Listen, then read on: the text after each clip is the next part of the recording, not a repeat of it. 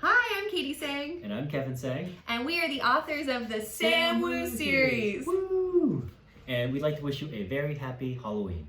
And as part of a Halloween treat, we are going to do a short reading for you from Sam Woo is Not Afraid of Zombies, which takes place over Halloween. But before that, we want to tell you a little bit about Sam Woo and the series. So in the books, Sam has to face a variety of different fears. Kevin's going to tell you all the different fears he has to face. Yes, so in the first book, Sam faces ghosts, Ooh. and then sharks, then the dark, spiders, zombies, and finally space. The books can be read in any order, so if you really like sharks, you can read about sharks. If you love zombies, you can start with zombies. The books are also illustrated by the brilliant Nathan Reed, and as we're doing the reading, we'll also make sure to show some of the illustrations for you. And all 6 books are out now, so you can get them online or at your favorite bookshop. To get us started, I'm going to tell you what is happening in the scene we're about to read. So, Sam Woo and his friends are convinced that one of their other friends has a zombie werewolf living in their basement, and they're trying to solve the mystery of how the zombie werewolf got in there and how they're going to stop it.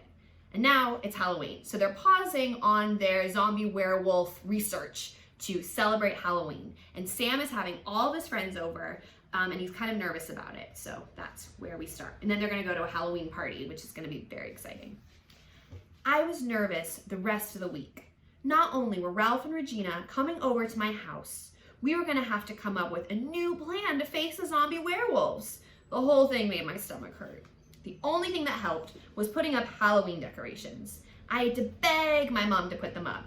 She says they just make a mess. But finally she said yes, as long as I promised to help clean them up afterwards. I didn't just want decorations outside the house. I wanted them everywhere. My grandma, Nana, who loves all holidays, helped me. We hung up fake spider webs across every doorway. We left monster masks hiding in every corner. And she even ordered ghost balloons for us to hang from the ceiling. Zoe arrived first that evening. She was dressed as a pirate and looked amazing. I told her so. I was dressed as what I always dress up as. Spaceman Jack from my favorite TV show, Space Blasters. Ever since I started watching Space Blasters, I've dressed up as Spaceman Jack every chance I get. Bernard arrived next. He was dressed as a T-Rex. You look awesome, I said, giving him a high five. Lucy ran in to show us her costume. She wasn't going to the party with us. She was going trick-or-treating with our parents. She was dressed as a lion. She had also put a lion's mane around her cat, Butterbutt, who did not seem especially pleased by this. I'm the leader of the pride, Lucy said with a big roar. Butterbutt yowled along with her. Of course, right at this moment, when Lucy was roaring and Butterbutt was yowling, Ralph and Regina showed up. Ralph was dressed as a vampire, and I could tell that he had a fancy store-bought costume instead of a homemade one like mine. He had on a long black cape with a high collar, and even his vampire face makeup looked like it had been professionally done. I was very impressed. I love all your decorations, said Regina, looking around. She was dressed as a butterfly with huge blue and green wings. Both Lucy and Butterbutt were very interested in the wings. Butterbutt kept pawing at them, and Lucy tried to wrap herself in one of them. These are so shiny, she said. Regina just laughed. You can borrow my costume when you are big enough to fit in it, she said. Really? Asked Lucy, eyes bright. Really, said Regina. Lucy turned to Ralph with a sneaky Lucy grin. I like your cape too. Can I borrow that one day? Ralph looked a little bit panicked by my ferocious-looking little sister ambushing him. Sure, he said. Hooray! Shouted Lucy, so loud it made us all jump. Where's your pet snake? Regina asked, looking around the room like Fang might be anywhere. Up in my room, I said. Because he's so dangerous, we have to keep him upstairs. And away from Butterbutt, said Lucy. Butterbutt loves Fang. I think they might be best friends. Can we see him? Asked Regina. I didn't really want to show Ralph and Regina my room because I was worried they might make fun of it. But I didn't know how to get out of it. Okay, I said. Follow me.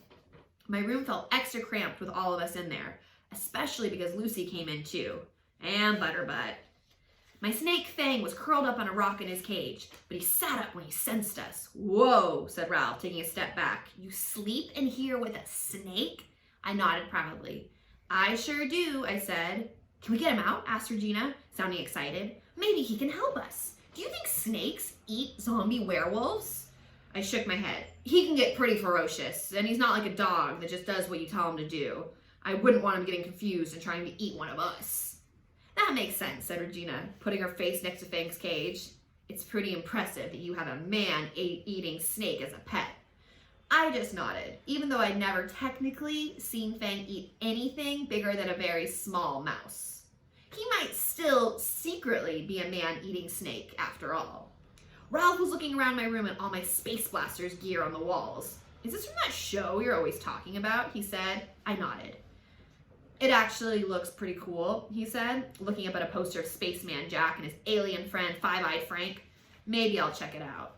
Maybe one day we can all watch Space Blasters together, I said. We can start with the very first episode so you can catch up. Yeah, said Zoe. I'd love that, said Regina. Ralph shrugged. Maybe. After my parents had insisted on taking about a gazillion pictures of us all dressed up, we got into our minivan. Nana was driving us to the museum because my parents were taking Lucy trick-or-treating. Nana was dressed as a giant pumpkin. She'd even painted her face orange and spray painted her hair green. That's your grandma? Said Ralph, his eyes wide. I didn't know grandmas dressed up for Halloween. Mine does, I said proudly. She's the best. We haven't made a new plan about the zombie werewolves, Regina whispered as we climbed into the minivan, sounding panicked. That's okay, I said. We can come up with something at the museum. We'll definitely have a new plan by the end of the night. Do you promise? Said Regina, her eyes wide. I promise, I said. Behind me, Bernard groaned. Sam, you have to stop making promises without consulting us first. All right. Chapter 12. Keep it casual. If I hadn't just seen Ralph and Regina's house, I would have said that the Central Museum was the fanciest building I'd ever seen. It was still pretty fancy. It had marble columns in front and giant statues of lions welcoming us, and a big staircase leading to a huge doorway. My favorite museum was still the Space Museum, but this one might have to be my second favorite. And I hadn't even been inside yet. Whoa, I said. We're going here for the Halloween party? Squeaked Zoe. Nana squinted up at the building. I hope so, she said. I'm not driving you anywhere else. I've got to get back to pass out candy and watch my shows.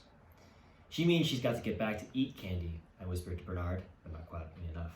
I heard that, said Nana, and Bernard flushed bright red. But Nana was smiling. If you're lucky, I'll save you some candy. Now you get out and go to your fancy party. Have fun. Once we were inside the museum, we were welcomed by a lady in a cat costume. Welcome to our annual Halloween bash, she said. Children, follow me this way. Your party is in this room to the left, in the dinosaur room.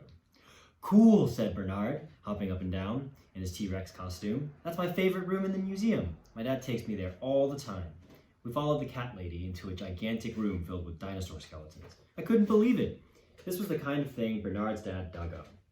The long neck is my favorite, I said, pointing at it. It was full length and took up almost the whole room. That's called the Brontosaurus, said Bernard. Next to the long neck was a huge T-Rex with its mouth wide open so we could see all its teeth.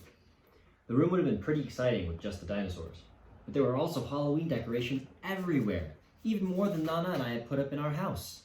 Spider webs hung from the dinosaur bones, and there were long tables stretching out beside the dinosaurs with candy and fruit punch. For a second, I was so amazed by it all that I forgot about our zombie werewolf problem. This is the best party I've ever been to, said Zoe. Regina beamed. I'm so glad you guys are here, she said. Come on, let's go and get some candy. Last year, they had full-size candy bars, and you could just take as many as you wanted. Then she started to giggle. Ralph ate too many all at once and threw up in the bushes outside. Ralph turned red under his vampire makeup. Happens to the best of us, I said. As we were walking towards one of the tables covered in candy, Bernard suddenly grabbed my arm. Sam, look! I looked where he was pointing. All I saw was a sign for other exhibits in the museum. What is it? I said. Mummies! What about mummies? The museum has a whole section on mummies. I frowned. Since when are you so interested in mummies? Think about it, Sam. Mummies are basically zombies, but wrapped in cloth. What better place to do zombie research than here in the museum? It's perfect. Everything clicked into place. I grabbed Bernard by the shoulders, which was hard to do under his T-Rex costume. Bernard, I exclaimed, you're a genius. He grinned. I know, he said happily. I quickly told the others about our discovery. I just knew we'd have to find something in the museum that could help us defeat the zombie werewolf army. And if we didn't, Well, I didn't like thinking about that. Before we go looking in the mummy exhibit, can we have some candy, said Zoe, unwrapping a chocolate bar.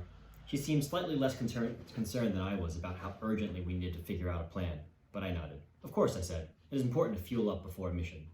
Then I lowered my voice.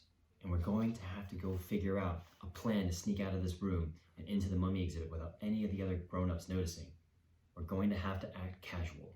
What do you mean act casual, said Ralph. Not suspicious, I said. Like this. I put my hands in my pockets and whistled as I walked very slowly in a circle. You know, casual. Regina burst out laughing. Sam, you don't ever do that. I think we should just wait till they're distracted and walk very fast out of the room. I like Regina's plan, said Zoe, her mouth full of chocolate. It's basically the same as my plan, I said, feeling slightly defensive. Then I looked around and noticed that the grown-ups were busy putting out more candy on a table across the room. Now's our chance. Quick, walk casually. We all walked as quickly and casually as we could. Ralph was rolling his eyes, but he always does that, so it worked perfectly. And then we were out of the dinosaur room and in a dark corridor. I blinked, trying to see more clearly. I wish we had a flashlight, I said. Too bad your costume doesn't come with one, smirked Ralph, wrapping me on my Space Blaster's helmet. Bernard, which way was the mummy exhibit, said Zoe. Bernard looked around. That way, I think. There aren't any signs in here. Well, we might as well try that way, I said. Everyone stay together. This place is huge. And remember, our emergency call is still woof, woof, woof. We crept along the corridor, staying as close as we could. I could feel my hands starting to sweat. Then we turned a corner and entered another big room. There were a few lights on in the corners, so it wasn't as dark as the hallway, but it wasn't brightly lit either. Is this the mummy room? Whispered Zoe. It can't be, said Bernard. I can't see a single mummy. I know this room, said Regina suddenly. It's the rare gem room. It's one of my favorites. Come and look at this. She led us over to one of the display cases in the middle of the room. I peered over her shoulder and gasped. And to find out why Sam Wu is gasping, and if they ever get to the mummy exhibit, and if they ever solve their zombie werewolf problem, you will have to read Sam Wu is Not Afraid of Zombies. Thanks so much for joining us, and hope you all have a very happy Halloween. Bye!